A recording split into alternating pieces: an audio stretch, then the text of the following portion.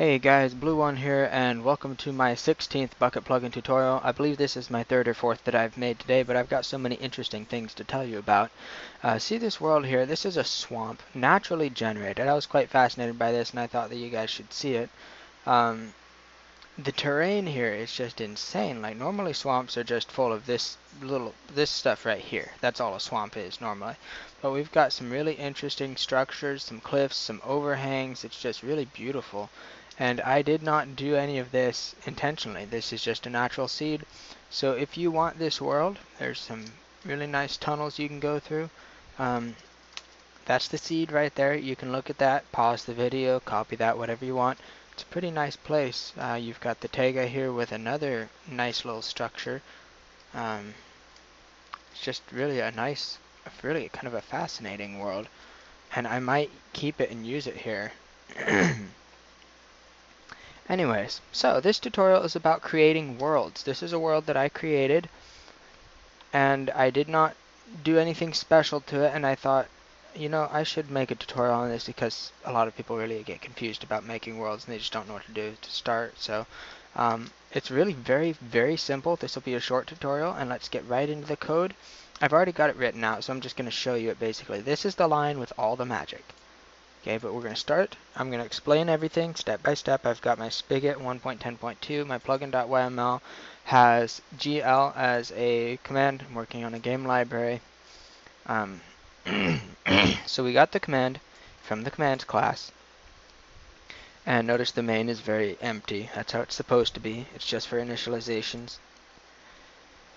In the commands class, we made sure the sender was a player. Then we changed the sender into a player. And then we got the command gl. If you type gl space create, then world test world, notice it's not just bucket create world.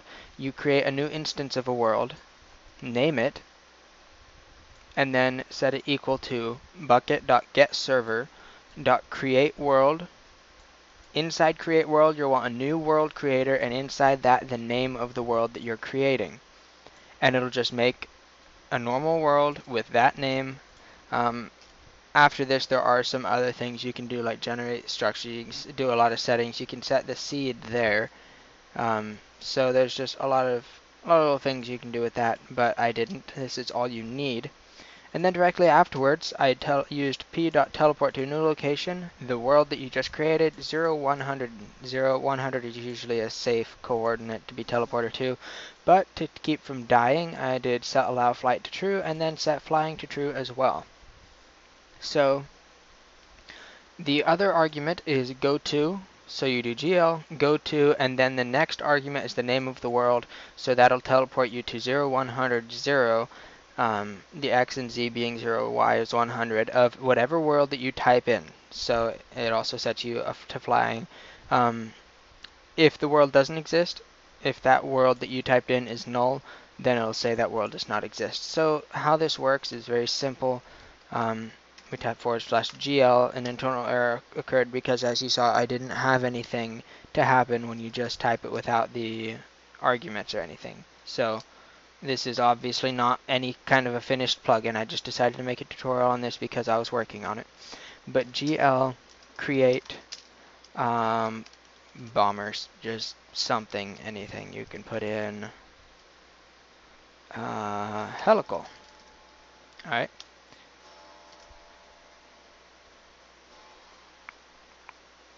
Hold on, let's reload. Oh, yeah. Because I didn't have it, so it created a new one by that name. That would be something later, but gl create is what created this world and teleports you to it. So now you can do gl go to world, which was the original, and this is in ASG-1, the server, so it'll teleport me to here, which is at 0, 100, 0, 0, 0 for the yaw and pitch.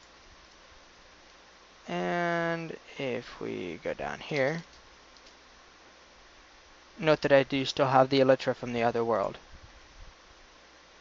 It does not clear your inventory by default.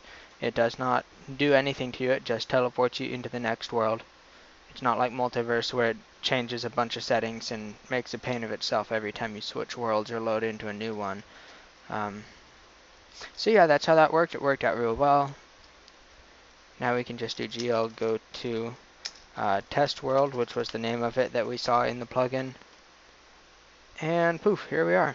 Nice little world. This is how I saw it when I first found it. It was quite fascinating. It did take a minute or so to load up the world and generate everything, but it said that in the console, so it's pretty easy to not get impatient while you're actually watching it loading by the percentages, you know. Anyway, so that's all I got to show you today. I hope you guys enjoyed. If you did, leave a like, subscribe, share with your friends, all that good stuff. And let me know what other tutorials you would like me to make, and I'll get on those as soon as possible. You guys have a great day.